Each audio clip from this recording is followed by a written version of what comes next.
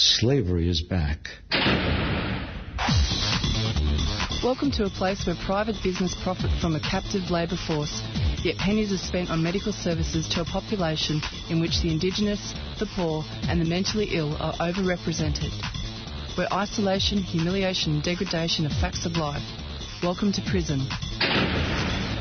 It depends who's telling the story, I suppose. The prisoners would have one view, the people who work in the prison system would have another, and I think it's up to people to decide where the truth is. Give government propaganda and the media spin doctors the flick. And check out Doin' Time for news, views and tunes on prison issues from Guantanamo Bay to Christmas Island to prisons and detention centres everywhere. Every Monday at 4 p.m. on your community radio 3CR. We are still fired up and we're still talking about revolution. Hello and welcome to the Doin' Time Show. This is 3CR Community Radio, 855 AM on the dial, streaming live on www.3cr.org.au. And this is Marissa and Peter. Hi. And Peter's busy there doing tech work. Yep. And it's approximately 4:01. And just to give a little bit of an outline about what's coming up on the show, we're going to be speaking with Carina Ford shortly. Carina Ford is a migration lawyer for the Tamil family, and we'll be discussing with her, as far as possible, looking at Priya and Nades and their Australian-born girls and getting an update from her. They may be currently facing forced deportation, and there's been a number of court cases in regards to that.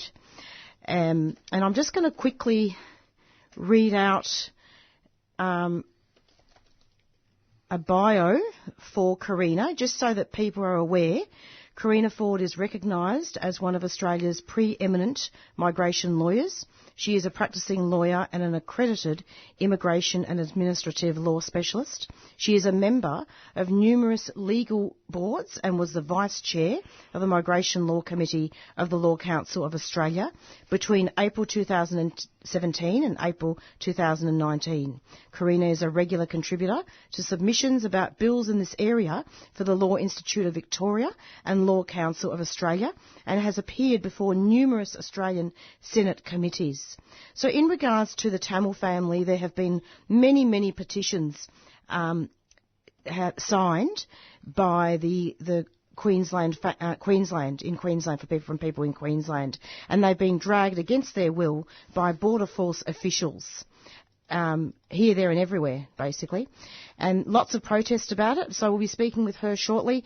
Then after that, we will speak with Madeline from NITV about the inquest of Auntie Tanya Day. In December 2017, 55-year-old Yorta grandmother Tanya Day was arrested for public drunkenness in Castlemaine.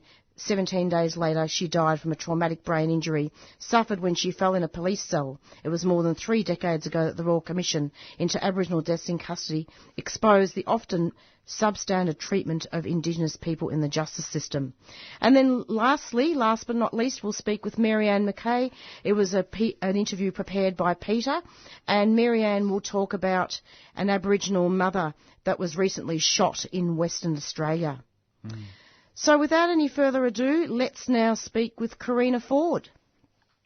Hello. Good afternoon. Good afternoon, Carina. Welcome to the program. Thank you. It's lovely to have you. Now, I'm wondering, Carina, if you could talk a little bit about the Tamil family and just give us some background. So they arrived by boat separately, the parents, so they didn't actually know each other until they arrived and met later in Australia.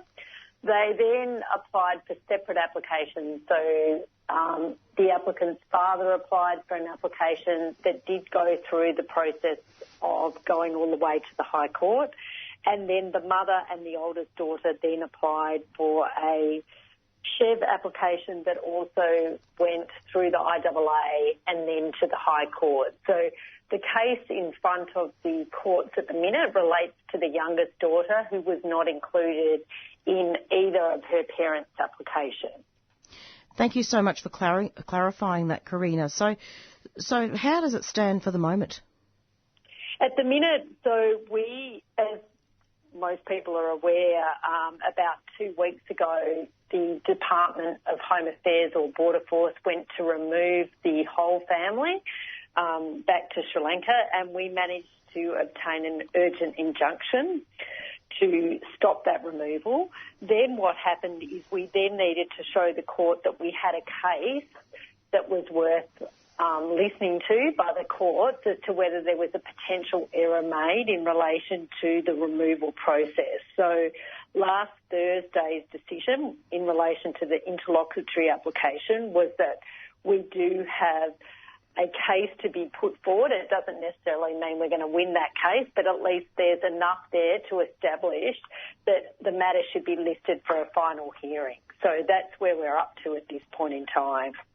Carina, it's very much appreciated that you've told us this, because we do have a listenership in prison and often they don't have access to all the papers. Right, yep.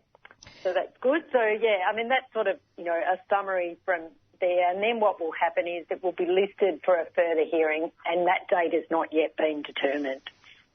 And what's the general feeling from the Tamil family? I believe they're at Christmas Island. Look, they've relieved about Thursday's result, but one of the distressing issues is that they remain at Christmas Island. They are the only detainees currently at Christmas Island. As your listeners may or may not be aware, Christmas Island was actually closed prior to the election and can be reopened, and was reopened specifically for them to be placed in it. So opened up specifically for the family? Yeah, so Christmas Island has 3 different types of detention. It has a more sort of similar to, say, Villawood or Broadmeadows, MIDA, and then it also has what's known as alternate detention, which is where they used to place families and other detainees when it was being used, and they're at one of those facilities. So it's still a detention centre. You don't have freedom to just move around and mix with the community, and it is surrounded by guards. So, and let alone, obviously, it's very isolating, just given the proximity of Christmas Island to the rest of the mainland of Australia. And as a lawyer, as a helper of refugees in your work, what do you think are some of the main issues regarding prolonged detention and in regards to health? I mean, through my experience, not only with this case, but with many cases where people have been in detention, it has 2 impacts. It can have both a physical health impact, particularly in certain circumstances where they're young or old, or alternatively they have pre-existing injuries or have injuries occur within the detention system. But the other thing is the mental health impact. There is no doubt that the longer someone spends in detention, that it has a greater deterioration on their mental health. Absolutely. And I'm aware also, I realise that we do need to be careful about discussing legal strategy. However, are you able to say, Carina, is the Tamil family on a visa at all, or is it just that they've been given a stay until the hearing happens? How does that work?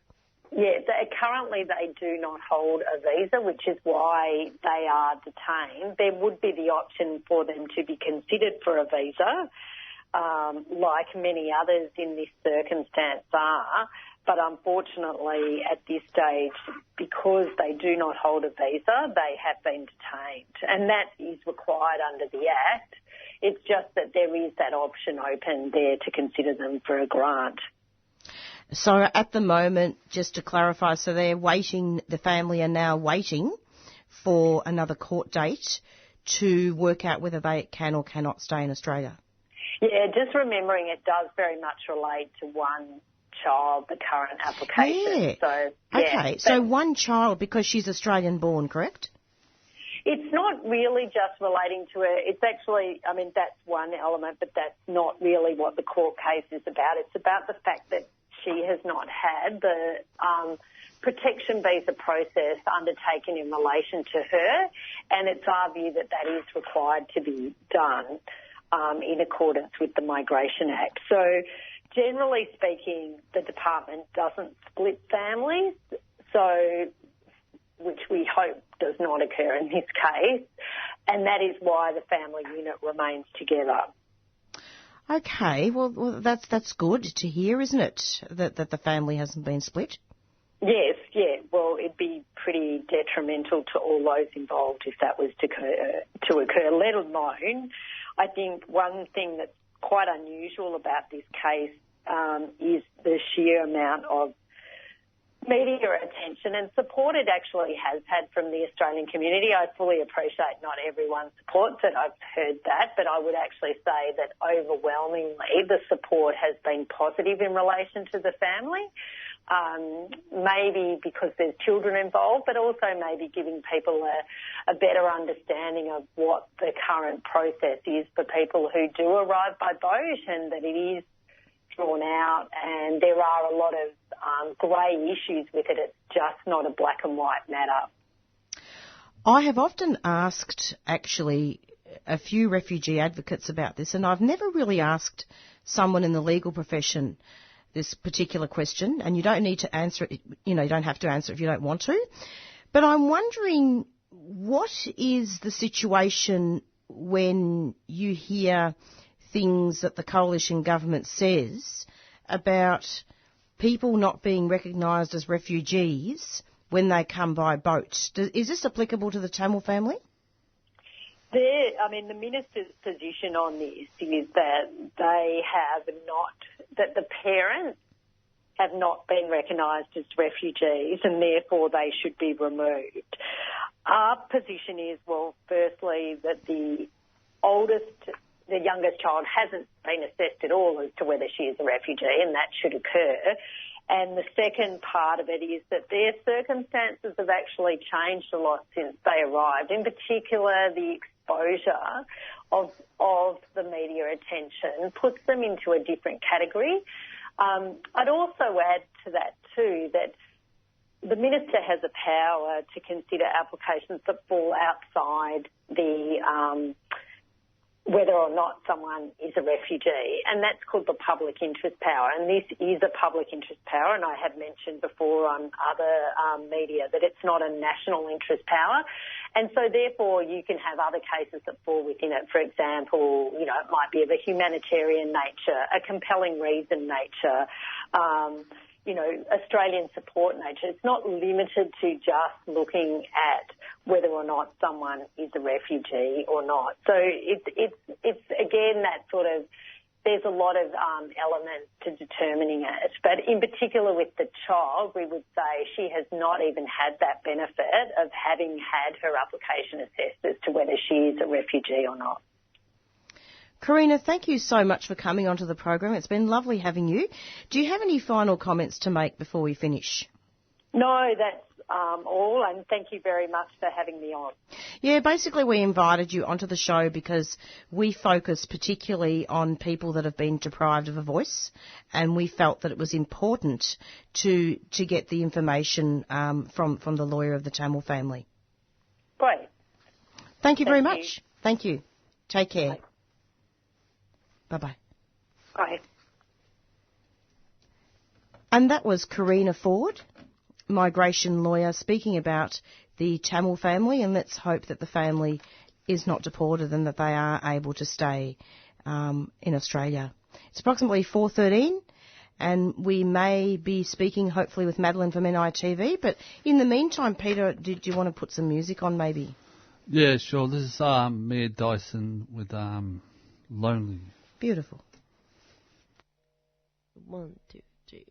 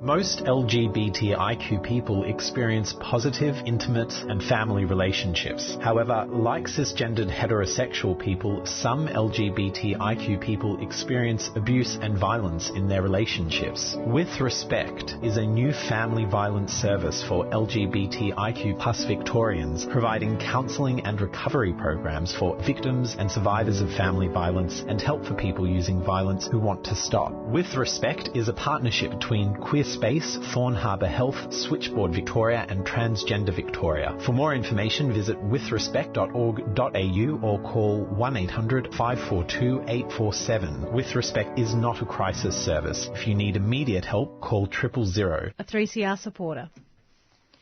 And you're back with the Doing Time show. Just a quick announcement to listeners that Madeline is ill from NITV and she is unable to make the interview today. However, we will be doing some extensive coverage. Peter and I will be doing some extensive coverage about the Tanya Day inquest as the weeks go by, in particular about police investigating police. Now, Peter's now going to bring you an interview with Marianne Mackay, Aboriginal activist from WA, in regards to an Aboriginal mother being shot in Western Australia.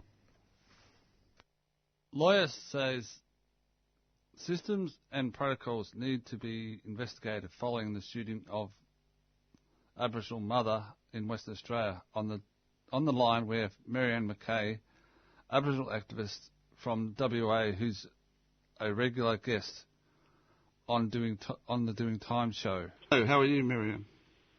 Yeah, good, brother. How are you? Hello, everybody. So welcome to the program. Could you tell us what land you're from? Well, I'm a Nyunga, Bibbulmunyorga from the southwest of WA. Yep. From limited media reports, can you briefly tell us, our listeners, what happened with the shooting of this Aboriginal woman? And we also know another woman, Miss Stew, died in custody recently as well. Yeah, well, what they've said, because there's a lot of conflict surrounding the actual facts of the incident, what they've said is that there was a Aboriginal woman holding a knife, and police, the only way that they thought that they could disarm her was to shoot her, and tragically she lost her life. She was rushed to hospital where she passed away, and what's really tragic about the whole thing is that we've got a number of incidences right around the country involving non-Aboriginal people, wielding knives, and they were, disarmed by the officers or by the public, as we saw in Sydney. And so what we're, just struggling to come to terms with is the fact that there's so much police brutality in this country that it seems that the police can pretty much treat our people the way that they want. It doesn't matter what the facts surrounding the case are. They will just come in and, just become trigger-happy officers. And it's really disgusting, in my view, that you can have a number of police officers, because reports say there were 6 to 8 officers, with one lady with a knife. And, it's my understanding that, police are trained in restraint. So for a number of officers, to not be able to disarm someone with a knife, whether it's a man, woman, child, I just don't understand that at all. Because you've got all of these rednecks, commenting on all these posts with the most nasty, hateful comments, which is really upsetting. Yeah, I've been doing a whole file of screenshots, and the file is so large I had to send it through Google Drive, and so basically under the criminal law in WA, if we as, people in society, if we shoot someone coming at us with a knife and we claim self-defence, well, we can't do that because a gun is a lethal weapon, whereas a knife can just cause harm. It's not considered a lethal weapon. So we can't claim self-defence. They call it where it's disproportionate, to the threat. So if we can't claim self-defence as a person in society, I don't understand how the police, if that's what it gets to, can claim that the officer was defending himself, because we can't do that as people in society. So the police officer shouldn't be allowed to do that either. It's just the whole situation is just that upsetting, and especially for the family. But as Aboriginal people from the outside looking in, You know, we're all just sick of it. We're sick of the police treating our people the way that they want and getting away with it and having internal investigations where we know it leads to nothing. Yeah. They need a total independent authority that is totally independent of police and government to look at these situations. You know, it's just that upsetting, brother, you know. It's just another tragic loss for our people, and especially Yamaji mob, you know. Yeah. So they should have, like, bloody... Now, these days they're supposed to have camera footage on their uniforms, aren't they? Well, that's right. And at the moment, as it stands, the Geraldton officers don't have these cameras on their vests. And I don't understand why when it was supposed to be rolled out a long time ago. So if that's not the case, they had a number of police cars. So where are the dash cams? Where's the footage from that? You know, like the police aren't, you know, talking about the fact that their cars would have been equipped with dash cams. So where's that evidence to put out? You know, and everything always rolls back to, oh, it's under investigation, we can't talk about it, we can't do this, we can't release that. And it's like, well, that's not good enough. You know, we've got a mother grieving for her daughter. We've got a son who's got no mother anymore, all because a rookie cop with his officer mates couldn't disarm a small Aboriginal woman with a knife. You know, like, it's like, come on, man, like, this is just getting ridiculous. They don't care about our people in this country, and that's why they can do things like this and just not have a conscience. Yeah. So the Aboriginal Royal Commission into Deaths in Custody has failed Aboriginal people. Can you explain how? Well, you look at the 339 recommendations that was put up. You know, now we're talking about something that was decades ago, and only a number of those recommendations have been implemented. Whereas if they would have implemented, you know, those recommendations, you know, maybe we wouldn't be standing where we are today, because deaths in custody, you got people dying constantly. You know, it's a constant thing. And they're not really working with our people to make things better, you know, in a setting. And so you've got people still getting locked up for fines, like Miss Dew, rest in peace, you know, and it's still happening, like people are still being locked up for fines, you know, and so you got non-government organisations, you know, like the Wadjua Sister Girl, that's going around, you know, Sisters Inside, and paying for women's fines so that they can be released. And, you know, this shouldn't be happening. No. You know, like, people should not be locked up for minor offences. And in my view, if the majority of offences that our people are in jail for are drug and alcohol-related offences that stem back to the invasion, where they should be, you know, the intergenerational trauma that exists as a result of that, they should have rehabilitation centres for our people. They shouldn't be locked up. There should be healing centres, and they should have a cultural focus where our people are in charge of the whole situation, the whole running of it, you know, ownership, control, implementation, you know, the development of it. If they let us have our right to self-determination, like Resolution 2625 of the United Nations in 1972 that Australia signed off on, well, maybe we wouldn't be here today where we are, because we know what our people need and what we can do to heal our people. The government don't know that because they don't walk with our trauma. Yep. You know? Yeah. It's just not fair. And I'm sick of seeing my people die every day. And it's so upsetting that we got so many children, you know, that are losing their parents to a system that is just entrenched in racism and doesn't want to help our people in any way, shape or form. It's just all tokenism. Yeah. Marissa and I went to Miss Day's, coroner's court there, and it was just like, you know, the police laughing, and it was just really terrible. Yeah, the police don't care. You know, they honestly do not care. The system honestly doesn't care. Otherwise, we wouldn't be where we are today.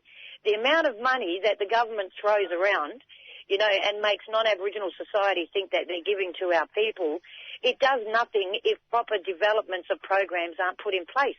And if our people aren't at the top, you know, constructing all of this, well, then it's just a waste of time and money. Yeah. You know, it needs to be us. It needs to be us leading the way, you know, for our people, and it needs to be us organising all of this, because how can you have someone who doesn't have the passion for the situation deal with something? They don't care. It's just tick a box. Yeah, we got our KPIs. Yep. Where's the next round of funding? Like, they honestly don't care. Yeah, it's just a job. And it's just, Well, it's at that point where I fear for my children. Yeah. You know, like we do the best as we can as parents, you know, to raise our kids properly and make sure they're safe and provide for them. But what's going to happen when my kids are older and out there in the environment where I can't protect them as mother? Mm. You know, it's not fair. Like, it's not fair at all. And this is our country. These are our lands. And we're forced to be downtrodden and oppressed time and time again because they won't put funding in places that our elders and our leaders tell them to. They're just not listening to us. Yep. Marianne, is there any other final comments? Like, I know you're busy at the moment. Oh, that's all right. It's a weekend with the kids, look.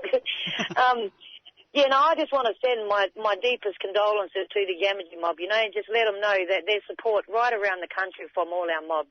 You know, everybody's just throwing their support out. And I think that, you know, the government really need to step up, and there needs to be positive meetings put together with all the Yamaji mob and also all blackfellas around Australia, you know, with government. And we need to have the elders and the leaders from those communities at the table, not the ones that sit in government that will speak with the government's tongue. You know, these need to be culturally mandated people from each of the communities that they're speaking to. Yeah. You know? Yeah, and I just want to remind everyone too, you know, that the John Pat Memorial Day there, we're having that tomorrow, Sunday, so by the time this program will air, we would have already had that event. But, you know, it's just that ever since, you know, that young man was tragically killed by the police in Roebourne, there's been no successful prosecutions for deaths in custody. And I think that the rest of Australia, you know, they need to look at the facts surrounding all of these cases and ask themselves why. Why is this happening? You know, because if they're not going to listen to us as Aboriginal people speak, they need to look to the facts themselves. Yeah, nothing's been implemented from the Royal Commission either. Like, that's John Pat, that started that, didn't it? And then nothing happened. Yep, no, we're still basically where we were when the Royal Commission was held. And, you know, our elders back then and our people and leaders back then fought really hard for that Royal Commission. And it's like it's just another report that's been filed away, used for toilet paper in the government's, you know, house there. Yeah. All right, thanks very much. Well, thanks for, giving us your time. Yeah, no worries. And that was Marianne Mackay from Western Australia, a very strong Aboriginal woman. And you're back with the Doing Time show. So, yeah, you just heard, as Peter said, you just heard a pre-recorded interview with Marianne Mackay, who I really miss, actually. We've done some fantastic work with her, and in fact, Marianne came in last year, I believe, during the Sustainability Conference. So we're going to be reading out a few things now and looking at some material in regards to the trees presently. But Peter and I were just discussing off air about looking at John Pat. So I'm going to read out quickly a communique produced by the Indigenous Social Justice Association Melbourne. Remember John Pat, who died in Roebourne, WA, on 28th September. And the anniversary is coming up this weekend, I believe. 1983, 36 years ago, remember all victims of state-sanctioned genocide in so-called Australia. The genocide has never stopped. There have been more than 412 further Aboriginal deaths in custody since the Royal Commission into Aboriginal deaths in custody handed down its findings nearly 3 decades ago. 16-year-old John Pat died after a fight erupted between drunken, off-duty policemen and local Aboriginal people. Young John was merely passing by when he was drawn into the melee by police. John was arrested and on arrival at Roebourne Police Station was dragged feet first from the police wagon, his head hitting the concrete with great force. He later died of severe head injuries, and his death sparked national protests, which led to the charging of some of the officers involved. Surprise, surprise, they were later acquitted. In New South Wales, the family of Eddie Murray and Aboriginal people in general were still reeling from Eddie's killing in Wee-Waa police cells. The Murray family persisted in their fight for justice, and eventually a coronial report stated that Eddie was killed by persons unknown, although given that he was in custody at Wee-Waa police station, it is not too difficult to see just who had killed him. The killing of John Pat caused national protests that lasted for many years. The Murray family were already campaigning for a Royal Commission into Aboriginal deaths in custody and joined in the National Day of Action on the 28th of September each year to highlight not only the death of 16-year-old John Pat, but the killings of many young Aboriginal people at the hands of the authorities. Those national marches became known as the John Pat Memorial Rallies and were one of the powerful factors behind the Royal Commission into Aboriginal deaths in custody being called. ISJA Melbourne invites you all to join us to remember John Pat on Friday, 27th December, 11 a.m. It's crucial to commemorate the deaths, murders in custody of John Pat, Eddie Murray, TJ Hickey, Mark Mason, Veronica Baxter, Miss Dew, Marunji Damaji, Mr. Ward, Miss Dew, David Dungai, Tanya Day, Harrison Day, Eric Whittaker, Wayne Fuller Morrison, Patrick Fisher, Mr. King, Seth Carlton, and all families who have been denied any form of justice by this illegal regime delivering its state-sanctioned genocide, overseen and condoned by state and federal governments. And I believe that this particular action is going to be at the old GPO in the city. Oh, yeah. Yep. The old GPO in the city on Saturday. And if anybody wants to see any further details, just Google ISJA, Indigenous Social Justice Association Melbourne. But it was important to really talk about that background. Yeah, that's true. We'll just go to an announcement, hey? Yep. 6 years I've been in desert. Beyond the Bars is 3CR's annual prison project, giving voice to our Aboriginal and Torres Strait Islander inmates right across Victoria. It's good to be here because Aboriginal radio and you don't really get to do this much. Brings us all together. You'll get your time to take that first step out that front door to freedom beyond these walls. And I just want to say thank you to all of you for giving us the opportunity to speak on air. The reason, the bigger the calling. Make your commitment and watch things unfold. And you can listen to audio from this year's broadcasts and previous years as well. Online at any time, just go to 3cr.org.au/Beyond the Bars. But also, while I'm here, I'd like to say thank you for coming, helping, giving us a chance to do this. It's really good, you know. It's been going for a while now. Hopefully it keeps going. You know, it's good that we can do this and get our voice out there as prisoners. We can't blame everything on the external, so let's stop looking for it in the hands of the persecutor, because real power comes from here and it comes from family. If you would like us to post you a free CD, contact the station on 03 9419 8377.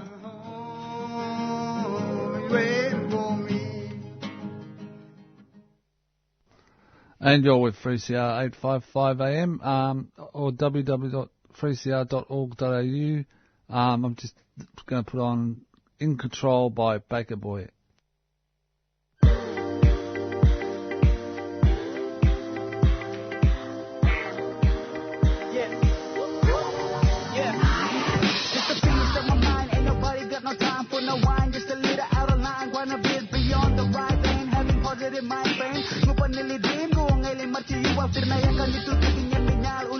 It's not about fame, kicking goals, opening doors to a new era, making sure it's correct, not an error, otherwise you will disconnect.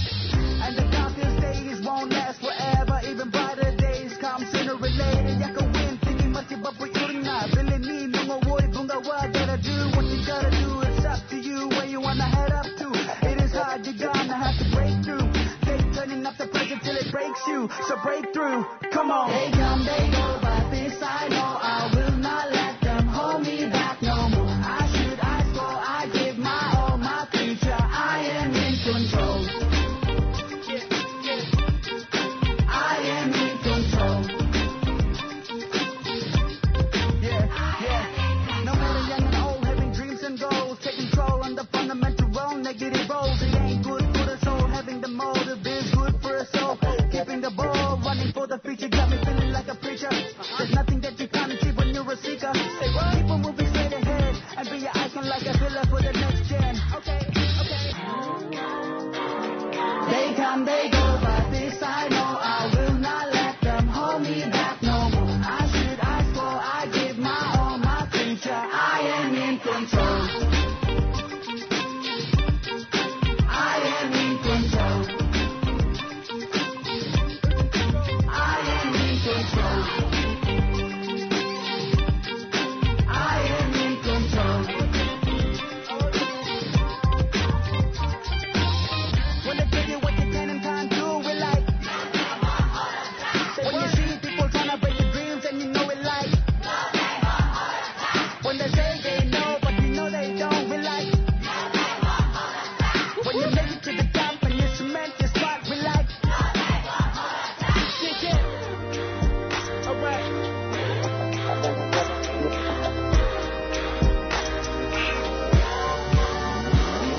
They come, they go, but this I know, I will not let them hold me back no more. I should ask for, I give my all, my future, I am in control. I am in control. Yeah. I am in control. I am in control.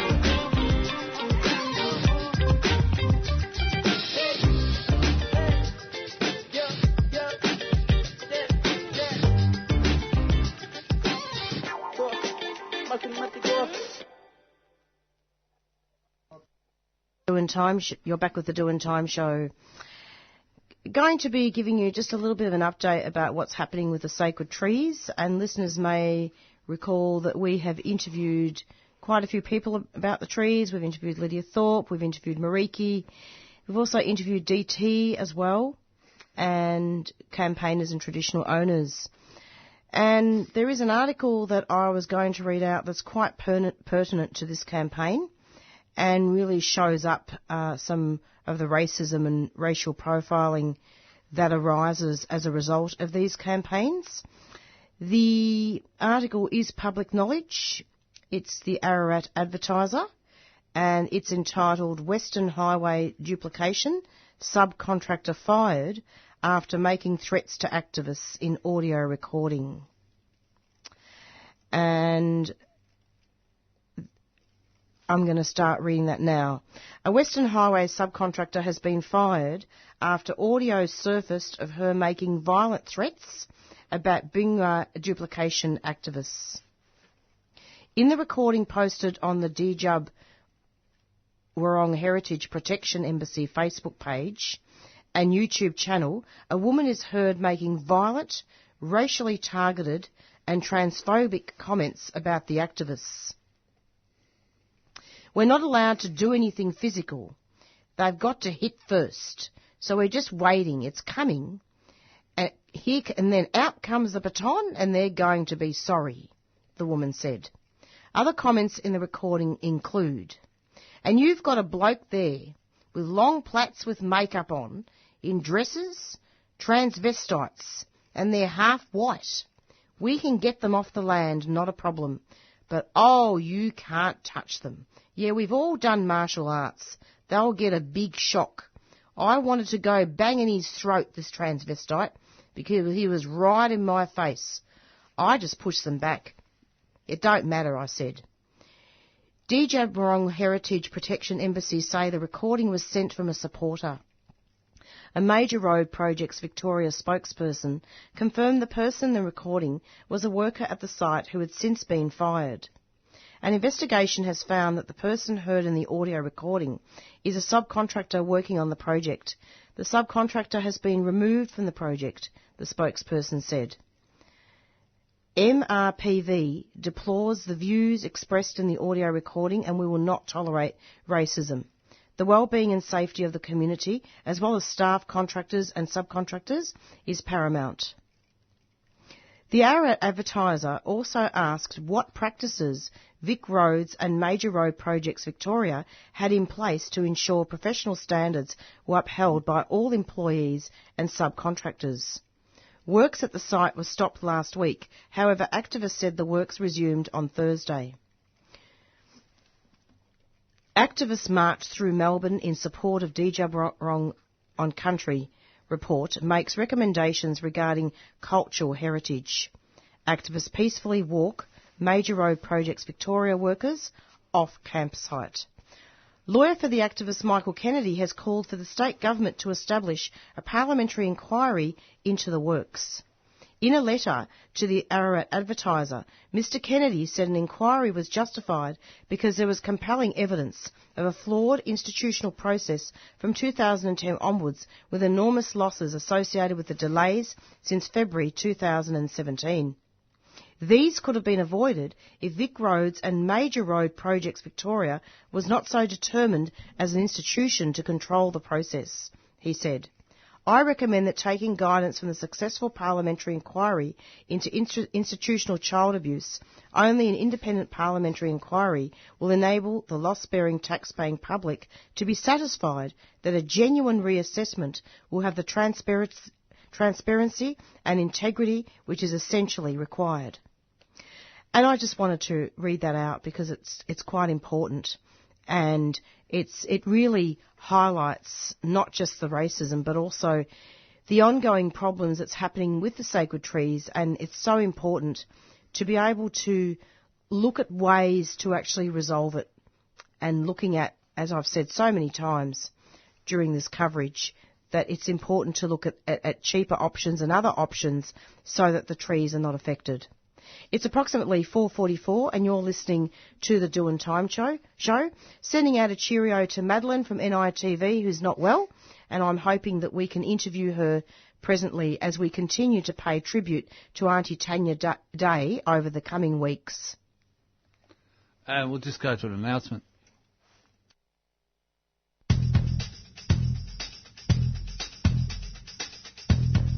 From October the 28th to the 31st, some of the worst climate criminals will be gathering for the International Mining Conference, IMARC, at the Melbourne Convention Centre. Blockade IMARC is an activist alliance committed to putting a stop to the mass destruction caused by extractive industries across the globe and the harm they cause to communities and ecosystems. We need your help to be part of this blockade. Find out how at blockadeimarc.com or check out our Facebook page, Blockade IMARC. A 3CR supporter.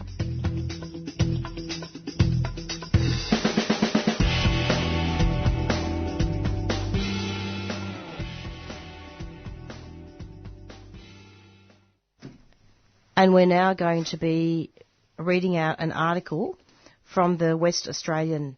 And just before I get into that, I'll talk about that in a second. This is really important to be reading out articles because often what can happen is you've got people in detention and people in prison that actually don't have access to, may not have access to the papers, are not able to get access to media. So this is a very, very important part of the show to now and then do some literature reviews. And this article is entitled "Misused Grandmother Carol Rowe Joins Geraldton Protest Over Fatal Shooting." And that was Wednesday, 18th September 2019. Police fly the Aboriginal flag at half-mast in a show of sympathy for the loss of Joyce Clark as a woman involved in the protest holds a sign. Police fly the Aboriginal flag at half-mast in a show of sympathy. I'm really surprised at that. Did they? That's what it says in the paper.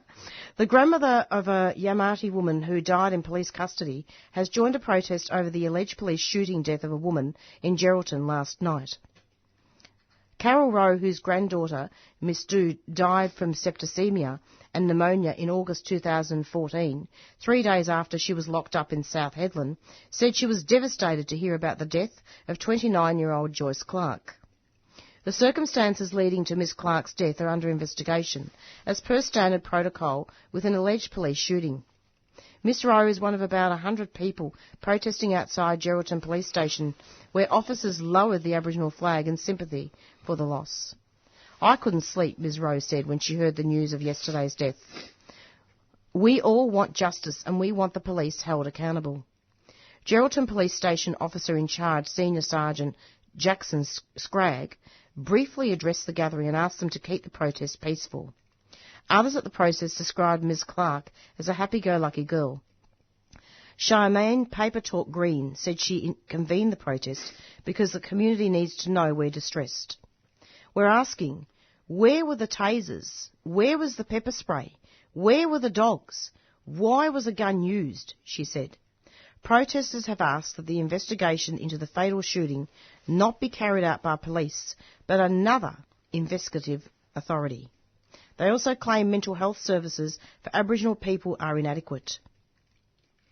Geraldton Regional Aboriginal Medical Service Chair Sandy Davies told the crowd the police investigating team had promised to give their report to Miss Clark's family before the coroner hands down a report. Miss Davies called on the crowd to show support for Miss Clark's family. During the address, a member of the crowd called out, "This community is fractured." Meanwhile, WA Police Union President Harry Araat said the WA Police Union was standing by members involved in this tragic incident. Our thoughts go out to the police officers involved and their families in this terrible circumstance, he said. So it's always good to read out media like this, and it is good that there was a quotation put in there in regards to police investigating police. Yeah, that's it. Now, in contrast, actually, as we go on with this media review, NITV, I believe, I don't know, has a lot more information. Not a lot more information, but a lot more about the Aboriginal people. So lawyer says system and protocols need to be investigated following shooting death of Aboriginal mother. And that was indeed a quotation that Peter put in his pre-recorded interview when he interviewed Marianne Mackay. The mother, an Aboriginal woman who was shot and killed by WA police, says she is devastated by her daughter's death. And there's not much else here, actually. Oh, here we go. A lawyer assisting the family of a 29-year-old woman fatally shot by police in a town in Western Australia on Tuesday night says there should be an independent investigation into the incident. Source, NITV News, 19th September 2019. A prominent human rights lawyer said the family of a 29-year-old Aboriginal mother who died after being shot by West Australian police on Tuesday night have a number of questions to ask about system and protocols that may have led to the incident. Principal Solicitor of the National Justice Project, George Newhouse, told NITV's The Point on Wednesday that he has been asked to assist the family of Yanomati woman Joyce Clark, who was fatally shot by police after they were called out to a disturbance. Miss Clark sustained a gunshot wound to the stomach and was taken to Geraldton Regional Hospital but later died. Mr Newhouse also said it was important for there to be independent investigations so the community can continue to trust the police. If communities don't feel that sense of trust, they don't feel that they're treated appropriately, and the poor relationship with the police will continue and more people may die, he said. Meanwhile, the family of Joyce Clark have called for calm in Geraldton, 800 kilometres northeast of Perth, after around 100 protesters demanding answers from outside the police station on Wednesday. I think, sorry, are you still reading? Nearly finished. What, did you want to say something, Peter? I'll keep going. Protesters demand answers following police shooting in Geraldton. Protesters gather outside the Geraldton police station to demand answers about the fatal shooting of a 29-year-old Yanomati woman on Wednesday. And that was just a bit of an edited version because the rest of the article is pretty self-explanatory. It's approximately 4:51 and we're just about at the end of our show. Yeah, in that article it just says that, what did it say about police have to trust, should be an independent investigation. Yeah, there does. There needs to be an investigation. Which is true. Police shouldn't investigate police, but they have to look at their own. It's systemic as well. They have to look at their behaviour. That's right. Marissa and I went to the Tanya Day's inquest, and their behaviour was not very compassionate towards the family, and just being, they have to look at all those sort of things, not just the police investigating police. There's lots of things as well. Yeah, there are quite a few things, but I won't read the rest of the articles. We really don't have time. But in fact, the article is similar in some ways towards going down. Just for listeners listeners' reading experience, that this particular article is similar to the WA, the West Australian as well. But I wanted to read out the information at the top because NITV does actually have excellent coverage, and there was a lot more information about the death. And what happened, and that's why I wanted to read that out. Because when you're reading articles in mainstream media, quite often there's not really all that much analysis, and it's really important to have that analysis on the Doing Time show so that people can see some of the inconsistencies with some of the media and what's going on. Yep. Should we go into an announcement? Yeah, okay.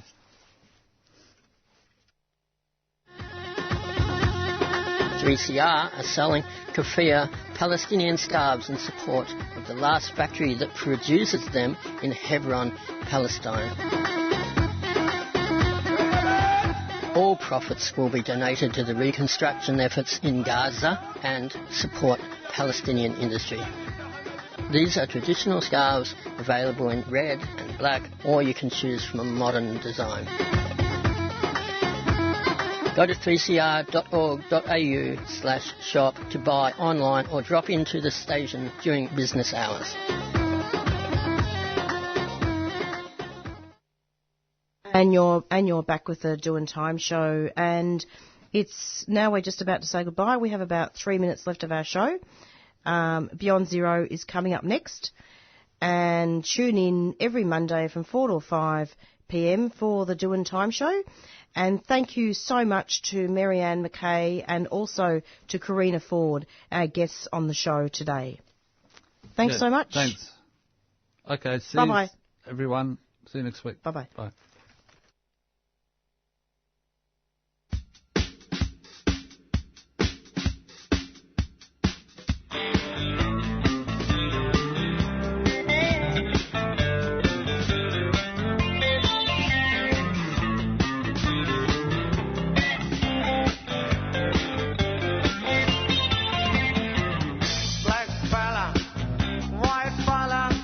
It doesn't matter what your color.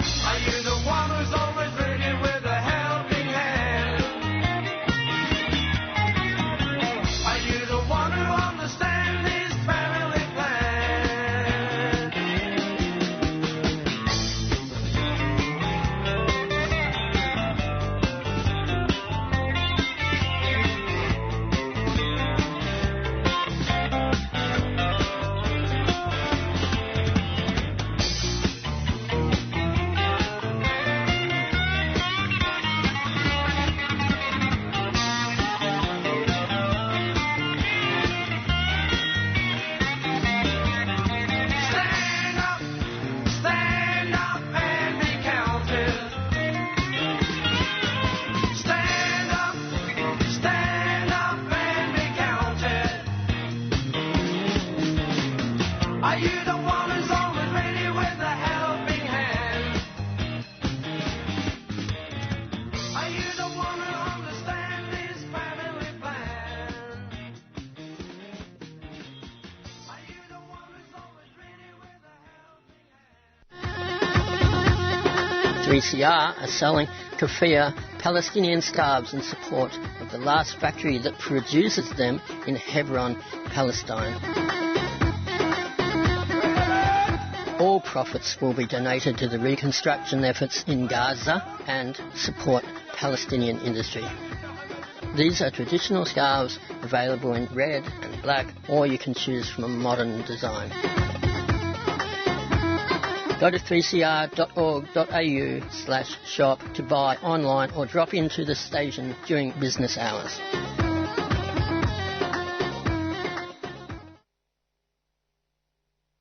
Victoria's roadside drug testing program is not about road safety. In last year's governmental inquiry into drug law reform, it was noted that Victoria's RDT program is falling behind on latest evidence regarding impairment. Currently, Victoria Police can charge people for detection of either cannabis, amphetamines or MDMA.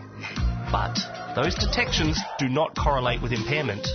Impaired drivers should be removed from the roads, and that's why we're urging an inquiry into Victoria's RDT scheme to ensure that the resources that are currently employed to make our roads safer are being properly used to make our roads safer.